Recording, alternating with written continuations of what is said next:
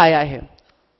पूरे संसार के ज्ञानियों को एक तरफ रख दीजिए और तुलसी को एक तरफ रख दीजिए। मुझे इस वक्त जिनकी मुझे सबसे अधिक कमी महसूस हो रही है सुलेमान आसिफ साहब की, वो मुझे एक बात हमेशा कहा करते थे कि पूरी दुनिया में अगर मुझे सिर्फ एक अजीम तरीन शायर को चुनना हो, किसी एक दानिशमंद को चुनना हो, तो मैं केवल और केवल तुलसी को चुनूंगा, क्योंकि उसने इतिहास के अंदर इतने कम समय बीते हैं तुलसी को गए हुए, उसने अपनी एक काव्य पुस्तक को एक धर्म ग्रंथ बना दिया। उसने अपने पीछे एक पूरा संप्रदाय खड़ा कर दिया। ये बहुत बड़ी बात होती। तुलसी ने कोई दावा नहीं किया, गालिब ने तो फिर भी कह दिया कि आते हैं गैब से ये मजामी ख्याल में, गालिब शरीर खाम नवाए सरोश है। लेकिन तुलसी ने यह भी नहीं कहा स्वान सुखाए, अपने सुख के लिए कह रहा हूं। और इतना सुंदर कहा कि तुलसी का सुख सबका सुख हो गया। ज्ञान ऐसा ही होता है जो तुमसे उपजे लेकिन सबका हो जाए। तुलसी ज्ञान है। गुरु का अर्थ है व्यास, व्यास गुरु है। पूरे संसार को गुरु शब्द नहीं पता लगता यदि वेद व्यास नहीं होते। व्यास ने गुरुता सिखाई, गुरु होना सिखाया है। राम, आमतौर पे राम को मर्यादा के साथ जोड़ा जाता है, लेकिन मर्यादा हो ही नहीं सकती अगर उसका एक मूलभूत गुण न दिखाई दे, क्षमा। राम के पूरे जीवन में क्षमा है। जितना क्षमाशीलता में एक देखो, हम लोग क्षमा करते हैं, माफ करते हैं, जाओ माफ कर दिया। ये माफ करना नहीं होता है, ये तो अपने पास हम इकट्ठा करते हैं, अपने अहंकार के अंदर कुछ पूंजी रखते हैं कि मैंने बड़ी माफी की है। लेकिन जो संपत्ति सिव रावण ही दीन दिए दसमाथ, सोई संपदा विभीषणी सकुच दीन रघुनाथ। ये सकुचाना सिर्फ उसी में हो सकता है जिसमें क्षमाशीलता है। ये सकुचाना प्रेम है, गहरा प्रेम है। और राम के अंदर क्षमा है, इसलिए वो सबको क्षमा करता चला जाता है। उनको भी क्षमा कर देता है जो उसके नाम का मिसयूज करते हैं, लेकिन वो सबको क्षमा करता चला जा रहा है। जब हम कृष्ण की बात करते हैं तो आओ एक शब्द में कृष्ण को समझें। कृष्ण को अगर हम एक शब्द में समझना चाहें तो हम कहेंगे कृष्ण प्रेम है। लेकिन जैसे ही मैं कहता हूं कृष्ण प्रेम है, तो एक और बात आती है कि ऊपर बताए सारे के सारे गुण बगैर प्रेम के उत्पन्न ही नहीं होते। इसलिए कृष्ण को पूर्ण ब्रह्म और पूर्ण परमात्मा की उपाधि दी गई। कुछ भी नहीं हो सकता, न ध्यान हो सकता है, न क्रांति हो सकती है, न समर्पण हो सकता है, न विद्रोह हो सकता है, न दया हो सकती है, न क्षमा हो सकता है, कुछ भी नहीं हो सकता है, न ज्ञान उत्पन्न हो सकता है अगर प्रेम नहीं है तो। इसलिए कृष्ण सर्वेश्वर है, सबसे ऊपर है, योगेश्वर है, सब उसका ही ध्यान करते हैं। और कृष्ण है कैसा? कृष्ण की विशिष्टता क्या है? तो कृष्ण की कोई विशिष्टता नहीं है। यही कृष्ण की विशिष्टता है। सबकी एक विशिष्टता है। एक छोटा से छोटा आदमी भी होता है, वो भी अपनी एक विशिष्टता गिनाता है, लेकिन कृष्ण कोई विशिष्टता नहीं। गुण खोजो तो कृष्ण में, अवगुण खोजो तो कृष्ण में, सब कुछ कृष्ण में है। जैसे रात सब कुछ छुपा लेती है अपने भीतर, सब समा जाता है, काले रंग में सब विलुप्त हो जाता है, वैसे ही कृष्ण के अंदर सब चला जाता है। न कुछ पाप बचता है, न कुछ पुण्य बचता है, न कुछ अच्छा बचता है, न कुछ बुरा बचता है। बहुत से व्यास, बहुत से मनीषी ये मरहम लगाने की कोशिश करते हैं कि नहीं नहीं कृष्ण ने ये नहीं किया था, नहीं नहीं कृष्ण वो इसलिए नहीं कर रहे थे, वो क्षीर जब चुरा रहे थे गोपियों की तो दरअसल वो उन्हें नारी शिक्षा दे रहे थे। जब वो माखन चुराते थे तो वो बाल लीला कर रहे थे। वो 16,000 उनकी पत्नियां नहीं थी, वो 16,000 नाड़ियां थीं। ये भी हैं, व्याख्याओं में आएंगी बहुत सी व्याख्या, ये तो कथानक है, बहुत कुछ हो जाएगा। लेकिन स्वीकार करने में समस्या क्या है? जब कृष्ण को किसी चीज को लेकर के अस्वीकृति नहीं थी तो आपको क्यों है? कृष्ण को वैसे ही अगर स्वीकार कर लिया गया होता जैसा वो था तो शायद ये पूरी मानवता बदल जाती, क्योंकि कृष्ण अवतरित तो हुआ था लेकिन अभी भी पूरी धरा पर उसका अवतरण नहीं है। कृष्ण अभी भी प्रतीक्षारत है कि वो कभी आएगा। वो तब आएगा जब आप उसे अपने हृदय में स्थान देंगे, और आप अपने हृदय में स्थान दें। हमें राम अच्छा लगता है, भारत ने अपना नायक चुना तो राम को चुन लिया, कृष्ण को नहीं चुना। क्यों चुन लिया राम को? क्योंकि राम स्वप्न है, सुंदर सा स्वप्न है, एक खूबसूरत स्वप्न है, यूटोपिया है। जब हम राम की बात करते हैं तो हमारे सामने एक ऐसा आदर्श होता है जो हम कभी नहीं हो सकते हैं। और जब हम राम की बात करते हैं तो हमारे पास एक ऐसा आदर्श होता है जिसकी युगों से प्रतीक्षा है और युगों तक प्रतीक्षा रहेगी। राम समाज को लेकर के चलता है, ऐसा हम समझाते हैं। ऐसा है नहीं, लेकिन ऐसा हमने समझा दिया है लोगों को। कृष्ण को हम इसलिए अस्वीकार करते हैं कि अगर हमने कृष्ण को स्वीकार कर दिया तो घर में ही बगावत हो जाएगी, क्योंकि कृष्ण की तो बगावत घर से शुरू हो जाती है। कृष्ण तो किसी का नहीं है। अब यह सोचा जा सकता है कि मैंने कहा जो प्रेम की मूर्ति है वो किसी का नहीं हुआ, तो यह सूत्र समझ लेना चाहिए कि जिसे सचमुच प्रेम आता है वो किसी का नहीं होता है। किसी का होने के लिए तुम्हें ममत्व होना चाहिए, मोह होना चाहिए, लोभ होना चाहिए, लालच होनी चाहिए, पाने की आकांक्षा होनी चाहिए। प्रेम में ऐसा कुछ नहीं है, उसे कुछ नहीं चाहिए। गुलाब क्या किसी का होता है? उसे तुमने मजार पे रख दिया कि मंदिर में रख दिया, उसे सेहरे में गूंद दिया कि तुमने उसे किसी अर्थी पर डाल दिया, फूल को कुछ नहीं होता है। माखनलाल चतुर्वेदी को हो सकता है, चाह नहीं मैं सुरबाला के गहनों में गूंथा जाऊं, लेकिन उसको कोई चाह नहीं है, कहीं जाने की चाह नहीं। वो जहां है वहीं सुंदर है। क्या सुरबाला के गहनों में सुंदर नहीं था? क्या शव के ऊपर सुंदर नहीं था?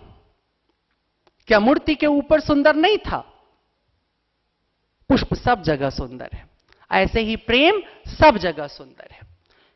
यही कारण था कि बुद्ध ने जब प्रेम और करुणा पे बोलना चाहा तो उसने कहा कि चरित्र का सर्वांग सबसे सुंदर स्वरूप तुम्हें देखने के लिए अगर जाना है तो तुम्हें वैश्याओं के पास जाना चाहिए। उसको बाद में बहुत अलग अलग तरीके से दिखाया गया, वहां वैश्या का अर्थ दूसरा निकाला गया, और एक दौर ऐसा राजाओं का आ गया जब वैश्याएं बनाई जाने लगी। लेकिन ऐसा नहीं है, वो कुछ और कहना चाह रहा है, वही जो कृष्ण पीछे से कह रहा है। मैंने क्या कहा कि जिससे सचमुच प्रेम आता है, जिसमें सचमुच प्रेम का उदय हो चुका है, वो किसी का नहीं होता है, वो सबका होता है। ऐसा हो ही नहीं सकता है कि तुम में प्रेम की उत्पत्ति हो जाए और तुम फिर कहो कि कोई मेरा दुश्मन भी है। राबिया बसरी की कुरान को खोला, पढ़ा, देखा, और वाइज ने कहा, राबिया ये तूने क्या किया? ये तूने जगह जगह से शैतान शैतान शैतान शैतान से नफरत कर ये काट क्यों दिया है? तूने कुरान के ऊपर अपनी स्याही चला दी। उसने कहा नहीं नहीं, मैंने कुरान पे स्याही नहीं चलाई है, लेकिन मैं बोल ही नहीं पाती हूं नफरत करना। जब से मैंने अल्लाह से मोहब्बत की, मैंने जाना कि इश्क़ हकीकी क्या है, तब से मैं भूल गई कि नफरत क्या होती, वो शैतान से ही क्यों ना हो। ये ख्याल सिर्फ और सिर्फ प्रेम में पैदा हो सकता था, और कृष्ण उसी संपूर्ण प्रेम का प्रतीक हो जाता है। इसलिए कृष्ण के पास जो आता है, जैसे आता है, कृष्ण वैसे ही उसको गले लगा लेता है। जब सुदामा आता है तो रोते रोते उसके चरण पखार देता है। जब भीष्म आते हैं और कहते हैं कि देखो मैंने प्रण लिया है, नहीं, कृष्ण कहते हैं कि मैंने प्रण लिया है कि मैं अस्त्र नहीं उठाऊंगा, और भीष्म कहते हैं कि मैं तुमसे अस्त्र उठवाऊंगा। मैं बचपन में कहता था कृष्ण तो भगवान थे, अस्त्र उठवाने से पहले भीष्म को हार्ट अटैक क्यों नहीं करवा दिया, उनकी प्रतिज्ञा तो बची रहती। लेकिन ऐसा नहीं था, क्योंकि कृष्ण ने तो प्रतिज्ञा की ही थी तोड़ देने के लिए। क्यों? क्योंकि हम में से अधिकांश यही तो करते हैं, प्रतिज्ञा करते हैं और तोड़ देते हैं। लेकिन जब ऐसा होता है तो बहुत सारे लोग समझाते हैं तुमने प्रतिज्ञा तोड़ दी है, रघुकुल रीत सदा चली आई। प्राण जाए पर वचन न जाए।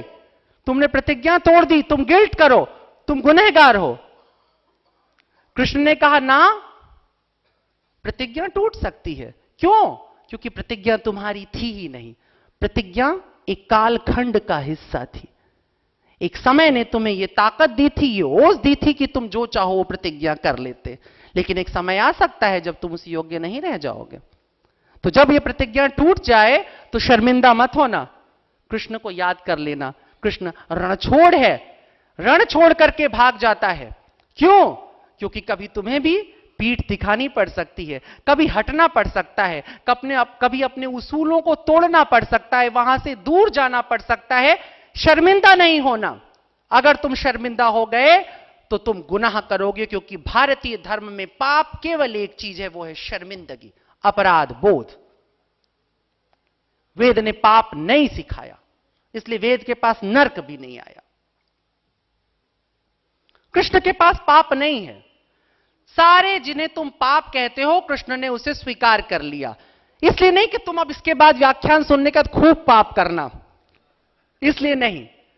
सिर्फ इसलिए कह रहा हूं कि यदि त्रुटिवश गलती से कुछ ऐसा हो जाए तो उसके लिए अपराधी मत महसूस करो, उसमें सुधार लाओ, उसे बदलो, उसे परिवर्तित करो। कृष्ण ने अपना प्रण तोड़ दिया, भीष्म को उसकी प्रतिज्ञा को सफल होने दिया। कृष्ण सर्वेश्वर बन गया और भीष्म शरसैया पे लेट गया। कृष्ण लेटा है, प्राण जाने को है, बुलाता है, कृष्ण से कहता है तुम मेरे सामने खड़े रहना जब तक कि मेरे प्राण ना निकल जाएं। जब तक मेरा शरीर तुम में, मेरी आत्मा तुम में विलीन ना हो जाए, तब तक तुम मेरे सामने से मत हटना। ये वो कृष्ण जिसकी प्रतिज्ञा तोड़ने के लिए वो खड़ा था, आज वो कहता है मेरे मरने, मेरे अंतिम श्वास तक तुम मेरे समक्ष खड़े रहना। और कृष्ण खड़ा है। ये प्रेम है, ऐसा अद्भुत कृष्ण जिसने तुम्हें वो सब कुछ दे दिया जिससे तुम अपने जीवन को सुंदर बना सकते हो। देखो, जहां जहां तुम्हें सुंदरता मिलेगी वहां वहां तुम्हें कृष्ण मिलेगा। जहां जहां तुम्हें स्वतंत्रता मिलेगी वहां वहां तुम्हें कृष्ण मिलेगा। जहां जहां तुम्हें प्रेम मिलेगा वहां वहां तुम्हें कृष्ण मिलेगा। इसलिए कृष्ण द्रौपदी का चीर बढ़ाता है, उसके लिए बचपन में चीर चुरा लेता है। इतना कपड़ा लाएगा कहां से? विपणन सिखाता है, संसार को व्यापार सिखाता है। यद्यपि कृष्ण कहता है कि मैं वणिकों को नहीं मिलूंगा, मैं बनियों को नहीं मिलूंगा। सबसे ज्यादा बनिए कृष्ण की पूजा करते हैं, जगह जगह ठाकुर जी ठाकुर जी ठाकुर जी ठाकुर जी। सारे बनिए इतना सारा माल लेकर के बैठे रहेंगे, कृष्ण जी को, ठाकुर जी को उस पर रख देंगे, उनको दही खिलाएंगे, बिस्किट खिलाएंगे, सब खिलाएंगे, झूला। पर कृष्ण ने कहा मैं तुम्हें नहीं मिलूंगा। और कृष्ण जिद्दी है, कह दिया नहीं मिलूंगा तो नहीं मिलेगा। अभी दूसरा भगवान ट्राई करना शुरू कर देना चाहिए बनियों को। इधर हो भी रहा है, कई नए भगवान इधर आए हैं, बहुत सारे लोग ट्राई कर रहे हैं। कुछ बाबा हैं जो समोसे से भी मामला यूं कर देते हैं ठीक, उधर बनिए खूब है, लगे हुए हैं। ऐसा है ना स्वामी जी? बहुत से हैं। अभी तो कोई भी भगवान हो जाता है, किसी को भगवान बनने के लिए बहुत मुश्किल नहीं है। तो ऐसा इसलिए हो जाता है, सोचो बनिया, मैंने माफ करेंगे मुझे सारे यहां पे जो अग्रवाल, वर्मा, गुप्ता जी सब लोग बैठे हुए हैं, मैं उनकी बात नहीं कर रहा हूं। मैं भी बनिया हो सकता हूं, ब्राह्मण भी हो सकता है, क्षत्रिय भी हो सकता है, वैश्य भी हो सकता है, सब हो सकते हैं। वो कह रहा है वणिक बुद्धि, जिसे लाभ हानि, जिसे अर्थ अनर्थ की चिंता है, जिसे फायदे और नुकसान की चिंता है, ऐसे व्यक्ति को कृष्ण नहीं मिलेगा। ऐसे व्यक्ति कृष्ण नहीं मिलेगा तो मुसलमान कहेंगे साहब हम तो चलो ब्राह्मण क्षत्रिय वैसे में। नहीं नहीं नहीं नहीं नहीं, ये कुरान में भी ऐसा ही है। पैगंबर साहब ने हर चीज की दुआ मांगी, दौलत की दुआ ही नहीं मांगी। अब सोचो, कह तो दिया कि बनियों को नहीं मिलेगा। बुद्धि में जब तक लाभ और हानि है तब तक प्रेम नहीं आता। बुद्धि में जब तक लेना और देना है तब तक प्रेम नहीं आता।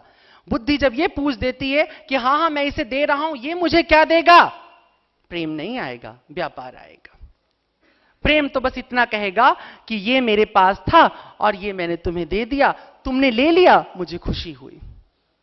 मैं खाली